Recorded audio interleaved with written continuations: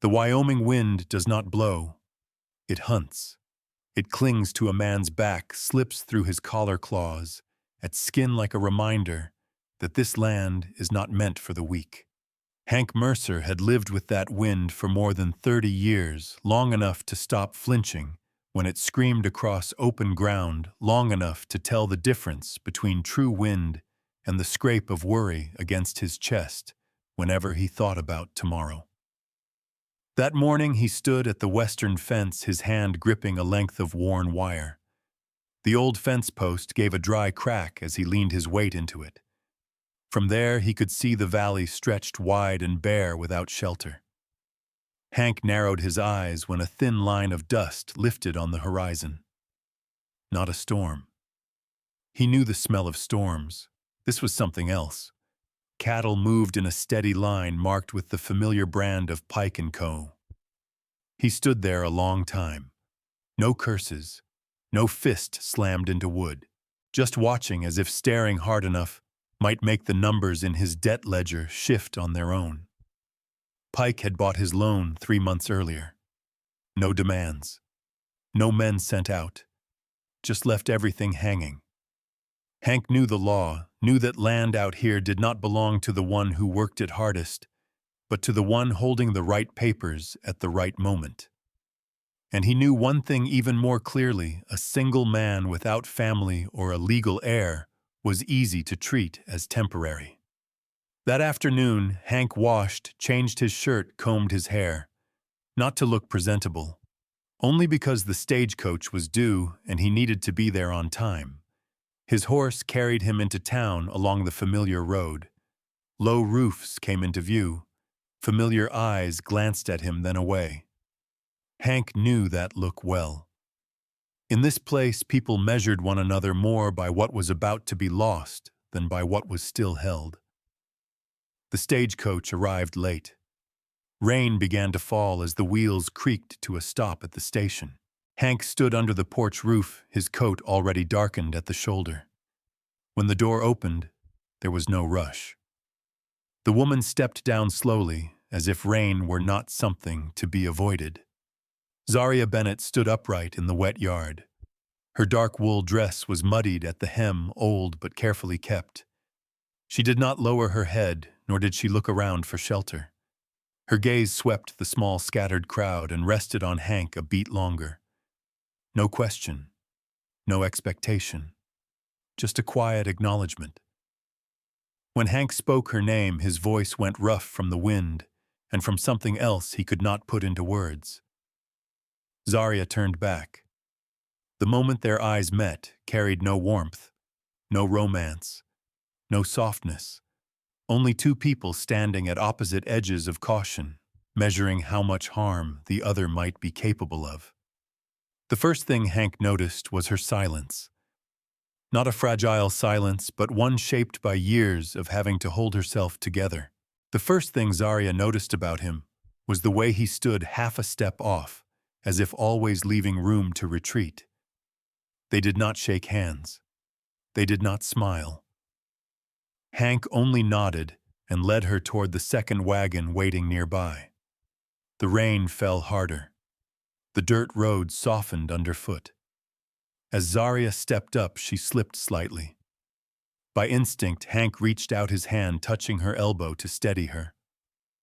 One brief contact. So light that another person might not have noticed. Zaria stiffened at once.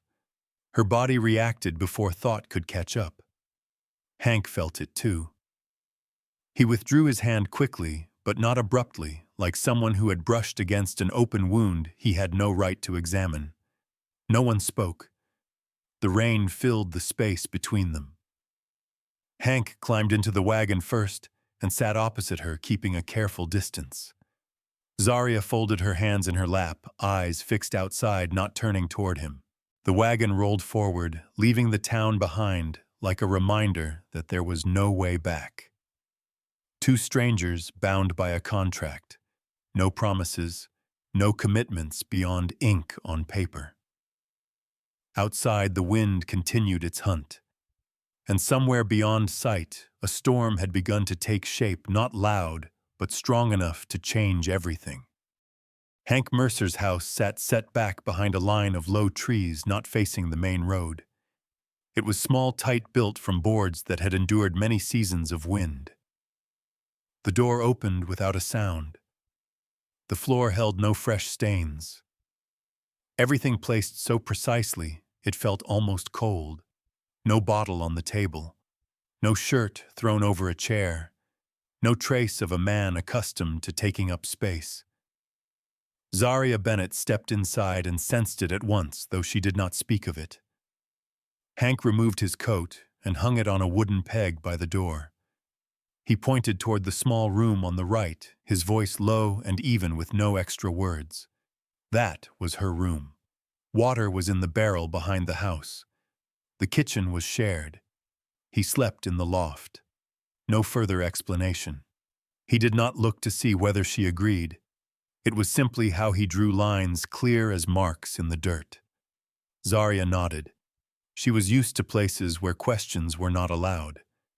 But the silence here was different. It did not press in. It simply stood still, waiting to be accepted or refused. When she set her bag down, her hand trembled slightly. Not from exhaustion, but because for the first time in a long while she did not know what she was supposed to guard against. Their first meal took place after full dark. Hank cooked simply like a man used to eating alone. Stew bread, black coffee. He set the plate in front of her and sat opposite, leaving enough space that their knees did not touch. No invitation. No ritual. Just a meal. Zaria ate quickly, but not in haste. Each bite was chewed with care, like someone unsure when the next one might come. Hank noticed. His gaze lingered on how she held the spoon on the thin wrist showing at her sleeve. He understood that kind of survival habit was not something to question aloud. So he stayed silent. Outside, the wind struck the walls. Not fiercely, just enough to remind them they were in a place that offered no ease. When the meal ended, Zaria stood and began clearing the dishes by instinct. Hank started to stop her, then did not. He let her work, remaining in the kitchen, not stepping closer. The distance between them was not large, but it was kept like an unspoken agreement. When everything settled, Zaria turned back to face him. She stood straight, shoulders slightly rigid. Her voice was low and steady, without a tremor. She spoke of duty, of what she understood to be the true reason for this marriage. She did not ask. She did not plead. It was simply an offer learned from another world, where a woman paid with her body for the right to stay. Hank reacted almost at once. He stepped back the chair behind him, giving a soft sound. His hands lifted not to touch her, but to stop himself. In the lamplight, his face tightened like that of a man staring into a familiar drop. Not danger from her, but from what he knew he could become if he did not stop. He told her she was safe here. His voice was not loud, but it was firm. No one would touch her if she did not want it. Not tonight, not tomorrow, not ever unless she chose. The words were not offered as fine promises. They were set down heavy and straight, like a stone placed in the center of the room. Zaria stood still. She did not cry. She did not argue. Nor did relief come in the way people might expect. This kindness was unlike anything she had known. It asked nothing, traded nothing, carried no hungry looks or quiet expectation. It simply existed bare, leaving her unsure where to place herself. She nodded slowly, not because she fully understood, but because she needed time to believe. Hank turned away first and climbed the narrow stairs to the loft. His steps were light, as if trying not to wake the house. Before he disappeared from sight, he paused for a beat, did not turn back, only said that if she needed anything in the night, she should call. Zaria's room was small, just enough for a bed, a wooden table, a window opening onto darkness. She sat on the edge of the bed, hands resting on her thighs, listening to the house. No shouting, no heavy footsteps, only wind and the sound of wood tightening in the cold. For the first time in many years, Zaria lay down without holding an escape plan tight in her mind. She did not sleep right away. She simply lay there, eyes open in the dark, learning how to exist in a place that did not demand payment from her own body. Zaria Bennett began working from the very first morning, before the light managed to clear the eastern trees. No one woke her. No one assigned tasks. She simply rose as she had for years, listening to the house breathe, then quietly sat up. The wooden floor was cold beneath her feet. The air in the room was so clean it stretched her lungs for a moment. She put on yesterday's dress, tied her hair back, and stepped outside while Hank was still in the loft. Water came first. She carried a bucket to the well and hauled the pail up with both hands. The rope was stiff and rough, scraping her palms like a warning. She did not let go. Water spilled over the rim, sharp with cold. Zaria poured it into the barrel and set it square beside the stove. She did not know Hank's order of things. She only did what a place required in order not to fall apart. Hank saw her when he stepped onto the porch. He paused not to judge but to adjust his own habits. Mornings had once been his alone. Not anymore. He said nothing. Only rolled up his sleeves, fetched the axe, and began splitting wood behind the house. Zaria stood nearby, watching how he set his feet, how he swung his arms. When it was her turn, she copied him exactly. The axe was heavier than she expected. The first strike went wide. Hank did not correct her. He kept chopping. Her second strike landed better. The third split the log. Her breathing slowed. Hank taught without teaching. When a horse needed tying, he demonstrated, spoke briefly, pointed to where to pull and where to hold. No shouting, no smiles, no hands laid over hers to guide. Zaria learned quickly, not from cleverness, but from years of watching in order to survive. In the stable, when they both reached for the reins, their fingers touched for a brief moment. They both stopped. No one pulled away too fast. No one apologized. They simply let go and continued as if it had not happened. From then on, Zaria became more aware of the distance between them. Days passed, a rhythm forming without discussion. Mornings for work. Midday meals eaten fast. Afternoons spent mending fences, checking the stock. Evenings held apart, each keeping their own quiet. No promises. No questions about the future. Only tasks that needed doing, and bodies tired enough to leave no room for excess thought. In town, Zaria saw how little silence the outside world carried. Eyes followed her back. Gazes lingered too long. Voices dropped when she passed. People turned away with practiced ease as if she were only a shadow gone astray. Hank noticed everything. He did not step in front of her. He simply slowed his pace and stood closer, close enough that their shoulders brushed on narrow boardwalks. Not protection made loud. Just presence stated plainly.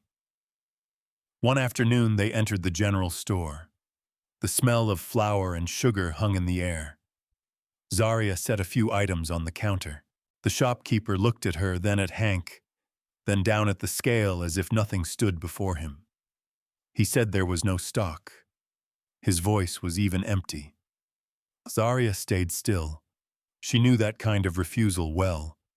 It asked for no explanation. Hank did not respond at once.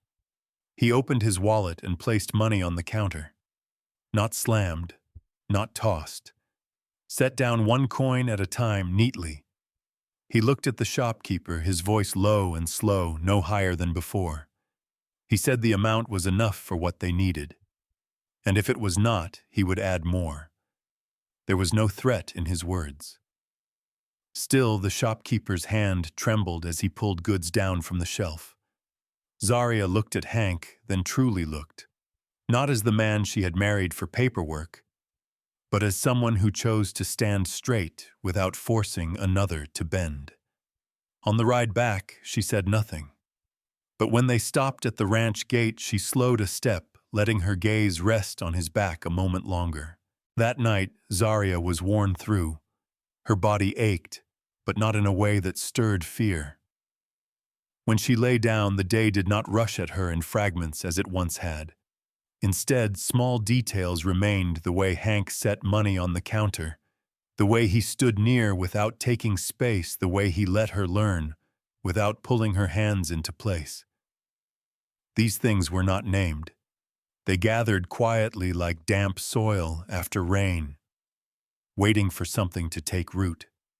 Outside, the wind still crossed the fields, but in those days of work that needed no explanation, Zaria began to understand that some places did not require many words to stay.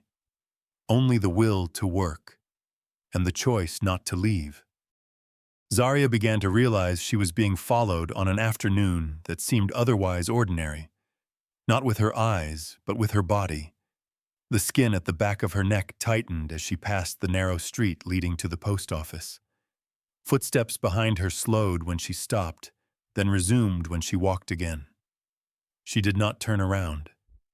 She had learned early that some gazes grew bolder the moment they were answered. Hank noticed sooner, not because he distrusted Zaria, but because he was used to movements that fell out of rhythm with the space around them. Footprints repeating at the same corner. An unfamiliar horse tied too long outside the saloon. A figure leaning against a wall longer than necessary. He did not tell her. He adjusted his habits instead, walking with her whenever he could, keeping their distance tight enough that no one could step between. That day, Zaria stayed in town later than planned. She carried a paper-wrapped parcel from the post office, nothing important, just something that needed collecting to finish an errand.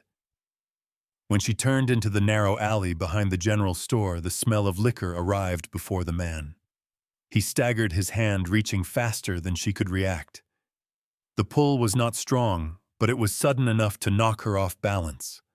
Her back struck the cold brick wall. There was no loud cry. Only her breath caught hard in her chest. Hank appeared almost at once. No gun, no knife, no warning. He seized the man's wrist, turned him, delivered a single clean blow. No excess, no second strike. The man went down, breath bursting out, liquor rising in his throat. Hank stood in the alley, body rigid, his eyes darkening for a brief moment. Zaria saw that anger. It did not explode. It was held down like a stone kept under water too long. What frightened her was not the force of the strike, but the silence that followed. Hank stepped back as if he himself had touched something forbidden. He looked at his hand, then at Zaria, his gaze passing over a fear that was not meant for her. They left town without speaking. The road home felt longer than usual. Zaria sat straight in the saddle, not trembling. Hank rode ahead, his shoulders tight, as if every step required control. The wind rose, carrying the smell of dirt and dry grass. No words were spoken until the ranch gate closed behind them. Night came quickly. Zaria lit the stove, keeping her hands busy with familiar tasks. Hank remained on the porch a long time. When he came inside, the firelight cut across his face, revealing lines set hard by thought. He sat opposite her, hands on his knees, like a man preparing to speak of something long avoided. He told her about his father, about evenings heavy with drink, about boots pounding the floor, about how a man could use anger to drown his own fear. He spoke of the first time he realized he carried that same strength in his hands, and of the worry that one day it might cross the boundary he had drawn for himself. His voice was steady without self-pity. He did not ask for sympathy. It was truth laid down bare, unadorned. Zaria listened without interrupting. She did not comfort him with words. She did not say he was different from his father. She understood that some fears did not need denial, only acknowledgement. When Hank stopped, the room settled into quiet. The fire crackled. Wind struck the window. Zaria placed her hand on the table, not touching him, but close enough for him to feel her presence. She said she had lived long enough among men who let anger lead the way, and that his fear of his own anger was not weakness. Hank did not look up at once. When he did, their eyes met this time, not to measure danger, not to hold distance. Just two people standing before each other's past, not turning away. The space between them did not vanish, but it narrowed enough for silence to become a place one could stay. That night, they spoke no more. Zaria cleared the kitchen. Hank put out the lamps. Each returned to their own part of the house. But when Zaria lay down, she knew a door had opened. Not one that promised absolute safety, but one that allowed truth to enter, carrying even its heaviest weight. Outside, the past had knocked, and this time it was not ignored. The pressure did not arrive with noise. It came on paper, in dry ink. In well-dressed men who stopped by the ranch at midday, left envelopes on the table, and walked away as if they had merely passed through. Hank opened each one, reading slowly. Notices, warnings, reminders of financial obligation. Words without a voice, yet cold enough to drain the warmth from the kitchen. Pike did not appear. There was no need. He understood that this worked better than force. When the law stood with the man who held money, everything else became a matter of time. Hank folded the papers and set them down neatly. He did not tear them up. He did not curse. He knew the game. And he knew the town knew it too in its own way. Zaria felt the shift before anyone spoke it aloud. Eyes lingered longer in the store. Greetings disappeared. Some people turned away the moment she entered. Others looked straight at her, as if measuring how much she could endure. Her past. The thing she thought had been laid to rest was dragged back out through whispered fragments, through small laughs meant to be heard just enough to carry harm. They spoke her name without raising their voices. Old words resurfaced, altered, twisted. Zaria heard it all. She was not shocked. She had survived worse. What wore her down was the town's choice to use that past as a weapon, as if it were reason enough to push her outside. Hank did not respond as they expected. He did not argue. He did not explain. He did not try to soften what was happening. When they entered the small-town meeting room together, he pulled out a chair for Zaria and sat beside her, back straight. His presence did not shield her from the stares. It only stated that anyone who wished to confront her would face them both. Someone asked in a voice sweet but edged whether Hank truly knew who the woman he had brought to his ranch was. Hank turned to look at Zaria, not to seek an answer, but to show he would not speak for her. He remained still. She remained still. Zaria spoke. Her voice was not loud. It did not shake. It did not try to ease the room. She did not deny what had happened to her. She did not dress it up. She did not ask for understanding. She named her past with short, exact words. She spoke of the years gone by as one speaks of a road already traveled, not as a wound requiring bandages before others. The room fell quiet, not from pity, but because that directness robbed them of footing. People were more comfortable with denial, with apologies, with bowed shame.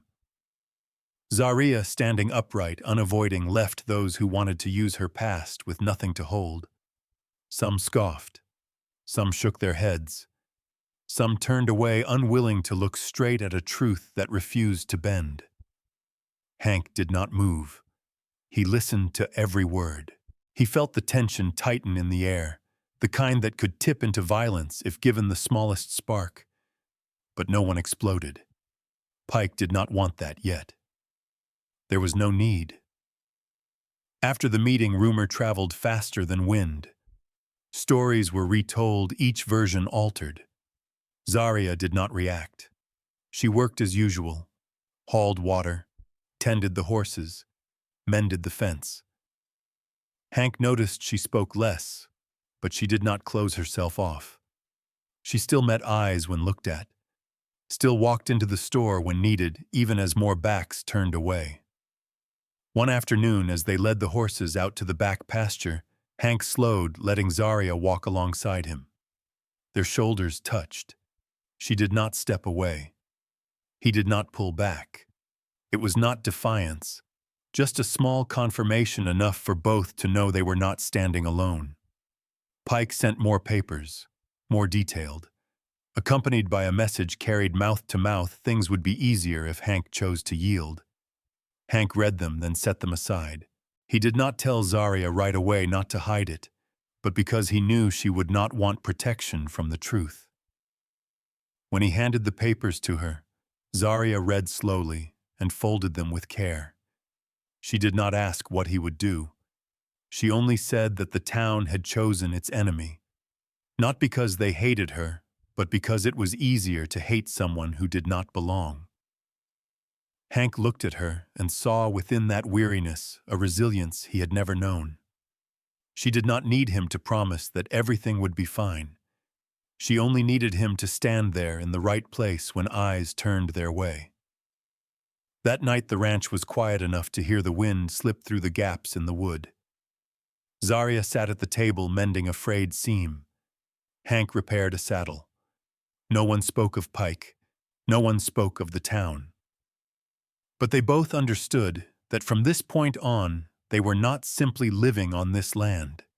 They were standing inside a choice made visible, and the town in its own way had spoken first. No one said it would happen that way.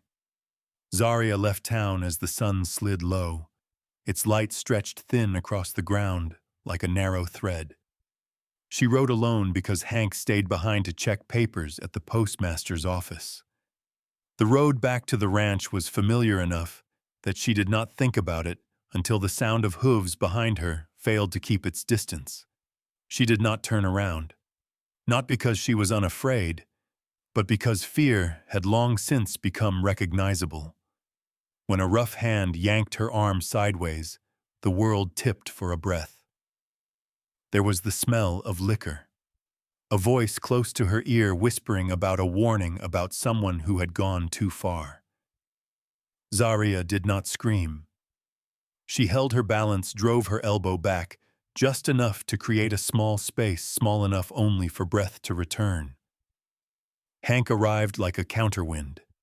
No gun, no shouting, just the weight of a man breaking in between. A brief collision, a body hitting the ground, a horse rearing. There was no chase, no pursuit. The men fled, leaving dust and threats hanging in the air.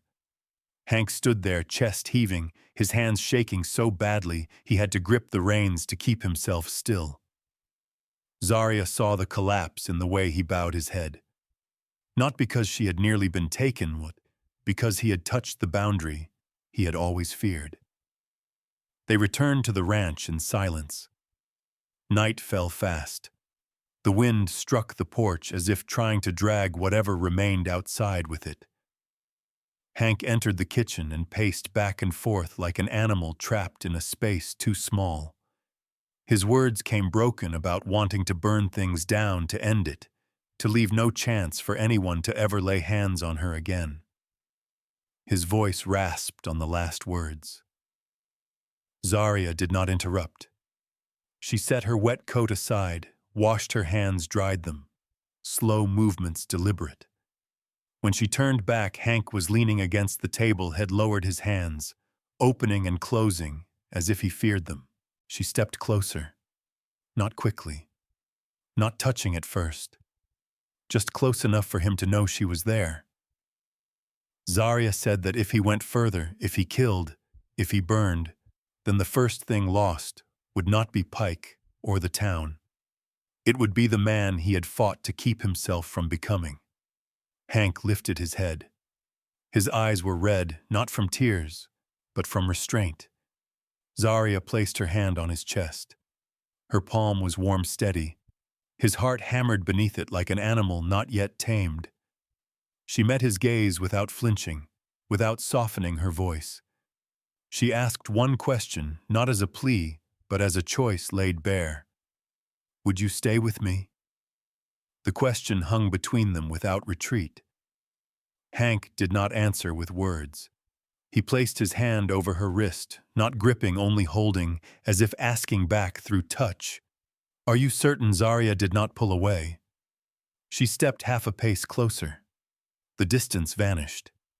Hank's first touch was so careful it was almost awkward. Not taking, not rushing. He touched as if what he held might break if he closed his hand too tightly. Zaria answered by staying still, letting him adjust, letting him believe this closeness was not a trap. They kissed slowly, like people learning a new language, each breath a syllable.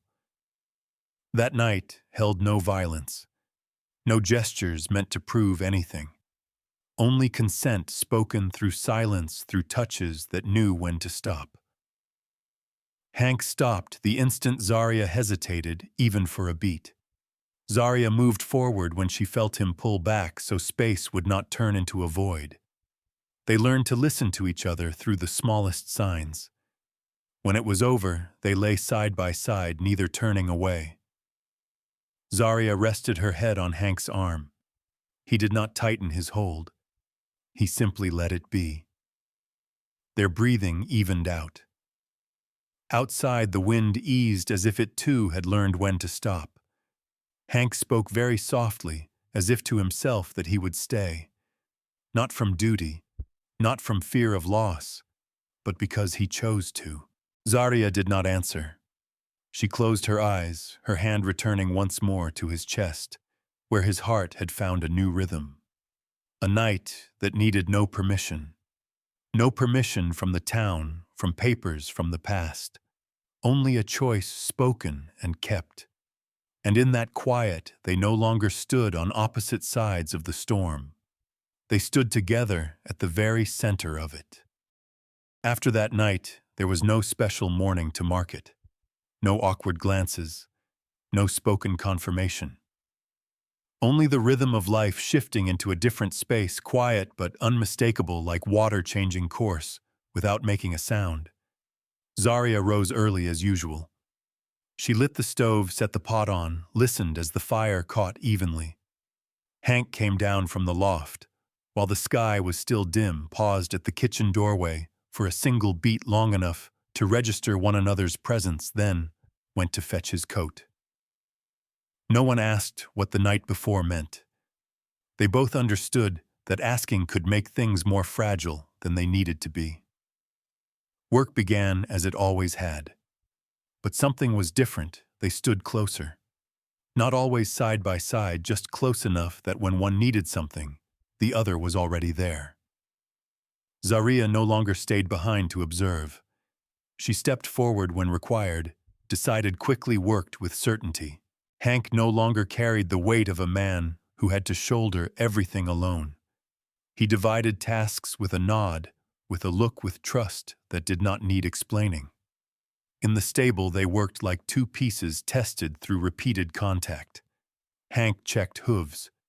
Zaria prepared the reins. When a horse startled, Zaria held steady while Hank calmed it with a low voice. Their shoulders brushed without pause. No one pulled away. Unthinking touches appeared and passed, not needing to be kept as proof. Lunch was quick. Zaria set bread on the table. Hank poured water. They ate standing, trading short remarks about the north fence, about the grass in the back pasture. Nothing important. Yet something had changed. Both spoke as if the future was now part of the calculation. When they went into town, they went together.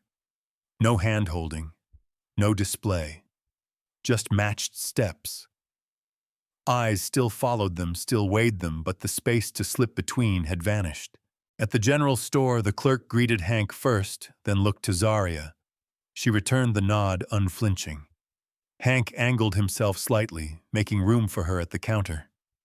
A small gesture, but enough to say that her place was not temporary. That afternoon, Hank took Zaria to check the western boundary. The land there was hard, the grass thin, the wind strong. Zaria suggested moving the fence posts a few yards to avoid the runoff in the rainy season. Hank listened, studied the ground, nodded. No argument. No need to prove who was right. They followed the plan slow but certain. When the post was set, Zaria rested her hand on the wood and let out a long breath. Hank stood beside her and passed her the water jug. No words. Just the act. At night, they sat on the porch, not pressed together like people seeking reassurance. Each kept their own space close enough that if one leaned, the other would feel it. Zaria watched the wind move through the grass. Hank adjusted the straps on a saddle. At times their eyes met and held for an extra beat, then let go. There was no need to name what was growing between them. It grew better unnamed. The rumors did not stop. Pike did not retreat. But there was a difference now. The pointed edges no longer aimed at someone standing alone. When new papers arrived, Hank set them on the table. Zaria read them with him. They talked about options, about paths forward, about what could be done now. No one decided for the other. Every choice carried two nods. One evening, when rain came down without warning, Zaria rushed to bring the laundry inside. Hank helped the two of them standing under the narrow porch roof. Rain splashed cold against Zaria's wrists. Hank lifted his coat onto her shoulders by instinct, then stopped, leaving room for her to refuse.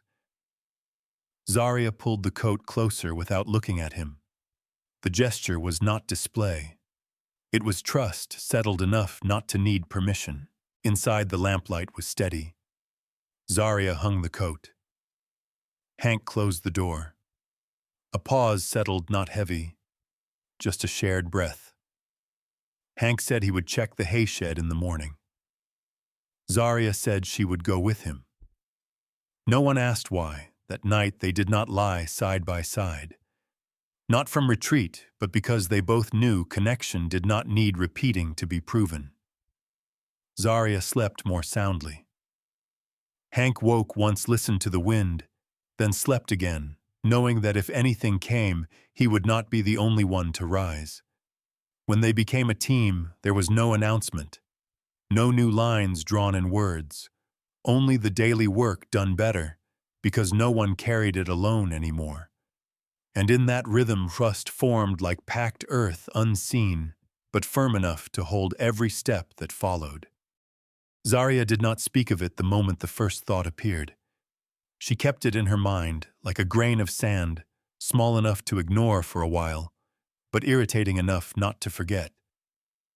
It began with numbers, scattered entries in old ledgers around town, loans changing hands too quickly, names repeating where they did not belong. She started visiting the post office more often, using errands as an excuse. She stopped by an old law office, a place accustomed to looking the other way. Zaria did not ask directly. She listened. She remembered. She copied what others overlooked. Thin pages grew heavier in her coat pocket, carrying the smell of ink and dust. Hank noticed the change in her not through words, but through her stride. She came home later. Her eyes were sharper. When he asked, she laid the papers on the table, lined them up neatly. No drama, no whispers. She said Pike had gone too far, and that there were people willing to testify if called by the right names. Hank studied the numbers for a long time. He was used to facing trouble head-on, to measuring danger by distance and weight. The law was different. It offered no sense of control. But he also knew that drawing a gun would end things the fastest and the dirtiest. He nodded, not because victory was certain, but because for the first time he did not want to win by losing what he had kept. They planned the way people prepare for winter. Slowly, carefully, telling only those who needed to know. Zaria wrote letters and set meetings. Hank went with her, standing outside when required. She spoke. He listened. Names were linked into straight lines. Money was placed beside dates. The truth was quiet, but it carried weight. The trap closed sooner than they expected. One morning as Zaria left the post office, two men stopped her. Papers were raised. Charges of defamation, of incitement. Familiar words used to silence those who spoke too much. Zaria did not resist. She handed over the documents as demanded, keeping a copy in her memory. When they took her away, she caught Hank's eye from a distance, no panic there, only a slight nod as if leaving him with instruction. The news hit the ranch like a slammed door. Hank read the summons, his grip tightening until his knuckles went white. A familiar path rose in his mind. Mount up, take the gun. End it all in a single afternoon. He stood in the barn a long time, the revolver hanging within reach. The smell of oiled metal, his heartbeat climbing. He did not touch it. Hank turned back into the house, took his coat, and went straight to the lawyer's office in town. He spoke plainly, laid the money on the desk, demanded procedure, no threats, no pleading, only that justice do the work it was meant to do. The lawyer looked at him, then at the papers, and sighed. This fight would be long. It would be ugly. There would be no quick result. Hank nodded. He stayed. During the days Zaria was held, the ranch felt strangely hollow. Hank worked past necessity, fixing fences, already sound, stacking wood already enough. At night he sat in the kitchen, staring at the empty chair across from him, the wind sounding like an old temptation. Each time the thought of the gun surfaced, he remembered Zaria's eyes as she was taken away, not begging, not afraid, just a quiet trust placed in him. The first hearing took place in a cramped room that smelled of old paper and sweat. Zaria stood, straight, hands folded before her. She answered questions briefly. No defense, no attack. Ledgers were produced. Names were read aloud. Some people avoided her gaze. Others lifted their chins too high. Pike did not appear. There was no need. He let the system work in his place. But this time the system met something it was not used to: patience. Hank sat in the back row, neither advancing nor retreating. His presence was not a threat. It was a reminder that someone was waiting and would keep waiting. When Zaria was released, pending judgment night had already fallen. Hank stood on the courthouse steps. No embrace, no questions. He simply handed her his coat. Zaria put it on, met his eyes, and gave a small nod. They walked away together, neither speeding up nor slowing down. A war without guns offers no instant victory. It demands something far harder: staying, enduring, and believing that some battles can only be won by refusing to become what one despises. And that night, when the ranch lights came on again, Hank knew that his choice to stay had shaped them in a way that could not be undone. The courtroom was not large, but the whispers carried weight. They crept along the wooden benches, slipped into every crack like a low, cold fog that refused to lift. Zaria stood at the center of it, back straight, hands resting lightly before her. No shackles, no bowed head, just standing. She did not ask for mercy. When asked to speak, Zaria took a single small step forward, just enough for her face to fall fully under the light. She did not draw a deep breath. She did not prepare an opening. She began as if describing an ordinary morning where things happened in their proper order. She spoke of the work she had done, of numbers that did not align, of names repeating where they should not have appeared. She spoke of ledgers closed too quickly, of money that traveled in circles instead of straight lines. No one was named a villain. No one was cast as a victim. There was only truth set on the table piece by piece without force. Her voice was so even it cooled the room, not from lack of feeling, but because there was no space left for it. Zaria did not defend her past. When the questions came, the kind meant to pull the story off course, she answered plainly. Yes, I did that work. I lived that life. And I saw what I am speaking of today. She did not apologize for surviving. Some turned their faces away. Some shifted on the benches. Discomfort spread, quiet but unmistakable. People were used to denial, to tears, to shame lowered in apology. They were not used to a woman standing there, neither excusing herself nor condemning herself, only placing the truth in the middle of the room and letting it speak. Hank sat behind her, both hands on his knees. He realized he had been holding his breath without knowing when it began. The woman before him, the one he had shared meals with, mended fences with, endured windy nights beside, looked both familiar and new. Not because she had changed, but because he was seeing more clearly. Her calm was not armor. It was the result of years in which no one had allowed her the luxury of being weak. When the prosecution tried to twist the story, Zaria did not strike back. She answered only what was asked. When voices rose, she kept hers low. When they cut her off, she stopped, waited, then continued exactly where she had left off.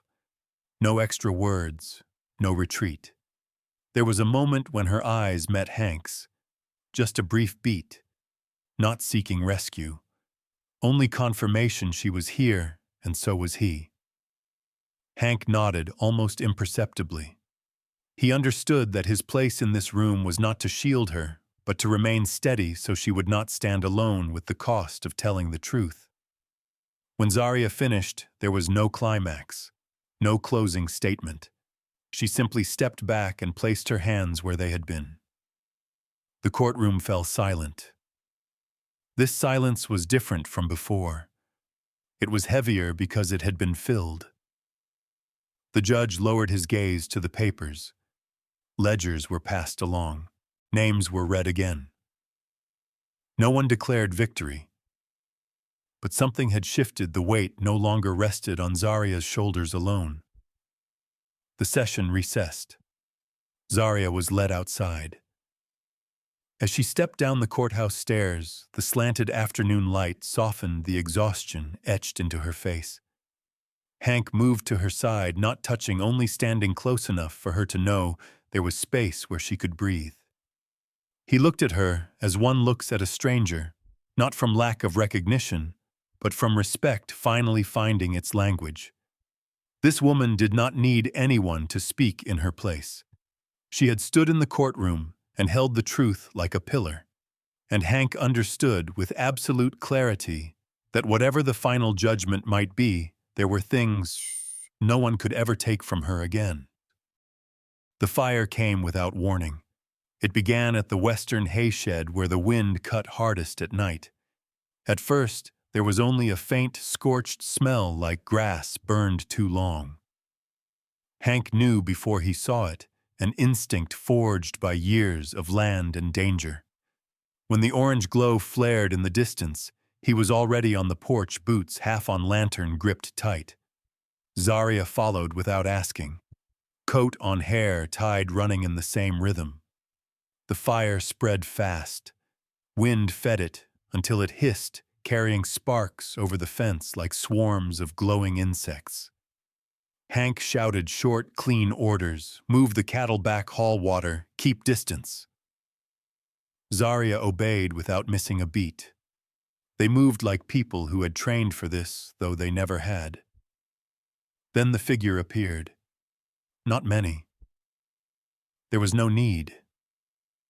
Pike stood apart far enough to avoid the flames, close enough to see the damage. Firelight cut across his face, revealing a thin smile, the calm of a man who believed he still held control. No circle was needed. Only fire and time. Hank looked at Pike, and in that instant every familiar path opened in his mind. The shortest one. The cleanest. The gun was right there, heavy and known in his hand. One step. One decision. Everything would end quick, final, no more papers, no more courtrooms. Zaria stood beside him. She did not touch him. She did not pull him back. She simply stood spine straight, eyes fixed on Pike. Her presence was not a plea. It was a reminder of what had been kept by staying, by refusing to become the thing they despised. Pike took half a step forward, his voice low. He spoke of power, of how all of this could stop if Hank chose to let go. Hank listened, and this time he heard clearly, beneath those words, lived an old fear, the fear of losing control in a man used to standing above. Fire cracked behind them. Wind shoved smoke into their faces, stinging their eyes. Hank lifted the gun, not to aim. He held it level at his chest, like a line drawn. Pike halted. The moment stretched long enough for both men to understand the choice hanging there. Hank lowered the gun. He said the fire would burn out. The shed would be rebuilt. This land would not change hands by threat. Pike laughed, then stopped. He looked at Zaria not with the old contempt, but with a new measure. He stepped back and signaled. The shadows slipped into the night as they had come. No victory, no surrender. Only a tactical retreat by a man not yet beaten. The fire still burned. Hank and Zaria returned to the work. Buckets passed hand to hand. Fences were opened so the wind would not drive the flames farther. Hands blistered, smoke choked, sleeves charred.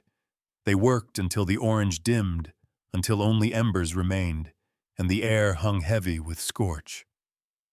Near dawn, the hay shed collapsed silent like a final sentence. When it was over, they stood on blackened ground, ash clinging to their boots.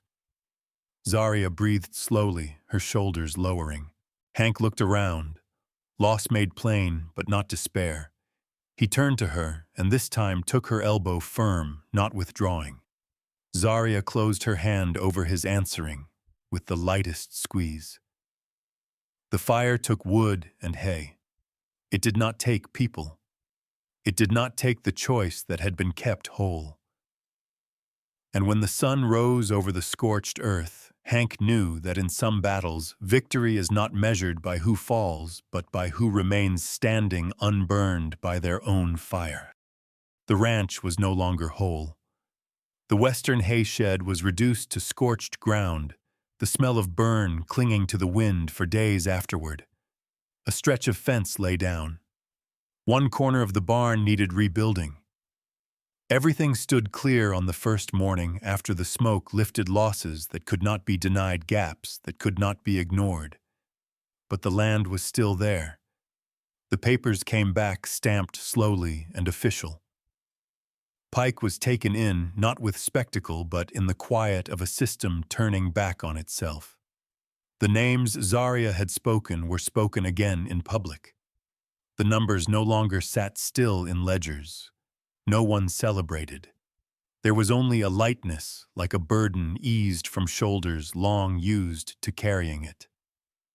Hank stood on the porch, looking out over the familiar fields, his hand resting on a newly set post.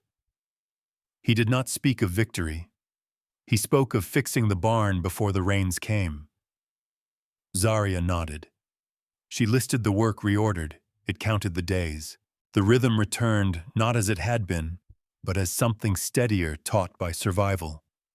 They rebuilt the ranch through small decisions, a little each day. No rush, no gloss.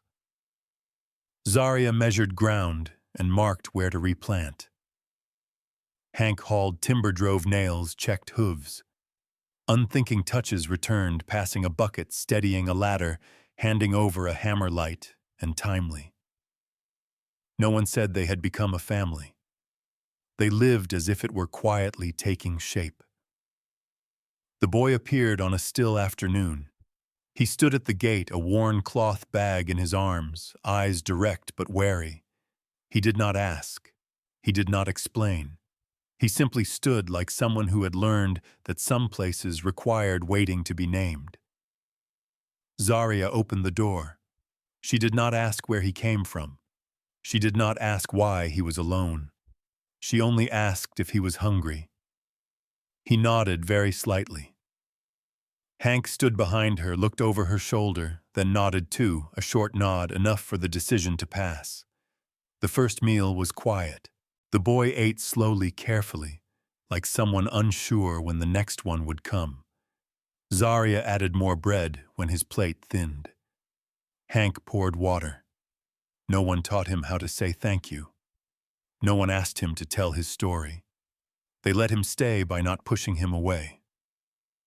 In the days that followed, the boy helped with small tasks, gathering wood, picking up nails, holding the barn door.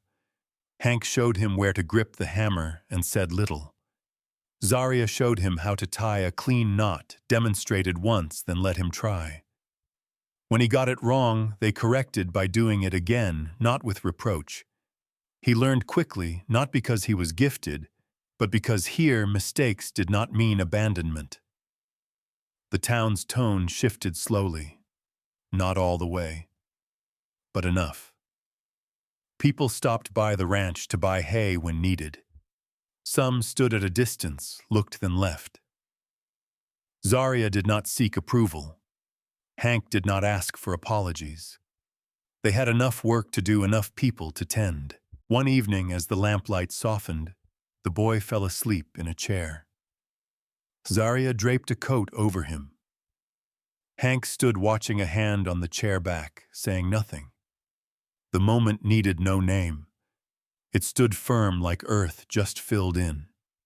Family does not begin with love. It begins with a door not shut too quickly, with allowing someone to stay without demanding proof of worth. And in what remained land work, people not pushed outside, Hank and Zaria understood they had built the strongest thing on this ground. Many years passed.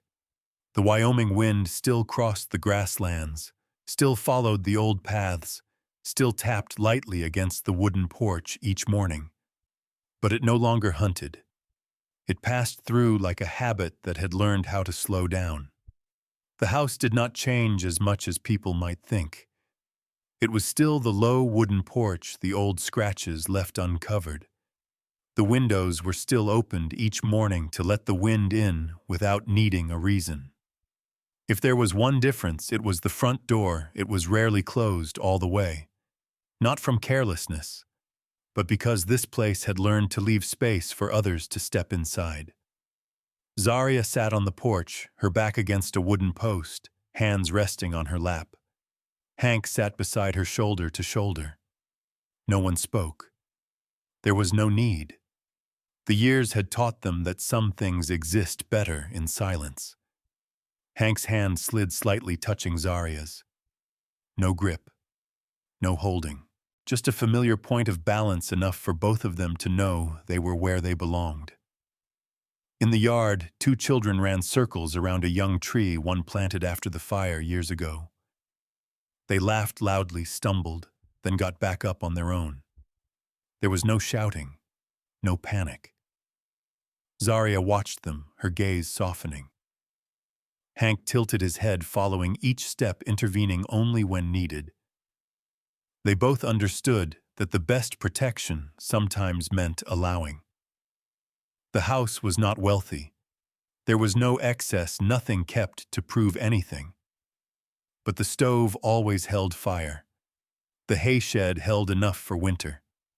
The table had room for one more. Long evenings were no longer heavy, only filled with small tasks, mending a seam, fixing a hinge, reading a few lines before closing the book when the wind shifted. Some people came and went. Some stayed longer. A young man stopped by looking for work through the season. A woman paused when the weather turned. Zaria opened the door and asked a familiar question. "Are you hungry?" Hank nodded from behind her. No one was asked about the past. No one had to tell a story to earn the right to stay. People came, ate a meal, did some work, then chose for themselves. The town changed, too, in its own way. Not completely, not suddenly, but enough that the looks were no longer as sharp. Some people offered greetings. Some stayed silent. Zaria did not need approval. Hank did not seek redemption. They had learned that peace did not come from being understood, but from no longer being pushed outside. As evening fell, sunlight stretched across the ground, touching the small footprints in the yard. Hank stood and called the children in to wash their hands. They ran toward him, talking over one another, their voices carried by the wind. Zaria rose after him, brushed the dust from her dress, and stepped into the house. That moment, brief, ordinary, was something she had never dared imagine before. When supper ended, the oil lamp was lit. The children fell asleep in their chairs, heads resting against each other. Zaria covered them with a coat. Hank stood watching a hand on the chair back, silent. No one spoke of the road behind them. It was there like the ground beneath their feet, no need to name it to know it held them. Night settled. The wind eased. The porch gave a single soft creak like a familiar reminder. Hank and Zaria returned to the seats they had shared earlier. Their hands touched again. No promises, no declarations. Only staying chosen and kept. Some families do not begin with love. They begin when no one is pushed away anymore. The story of Zaria and Hank ends without applause, without vows spoken aloud. It ends on a windless afternoon when people learn to sit down and breathe more slowly. In that place, no one has to prove they deserve to stay. They only stay and do not send anyone away again. Perhaps for many of us, especially those who have lived more than half a lifetime, happiness was never something that arrived quickly. It comes late, it comes slowly, and it often comes after great loss. But when it arrives, it remains.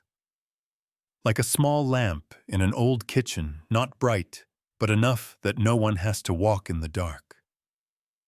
If this story reminded you of someone who stayed beside you when things were hardest, leave a comment and share.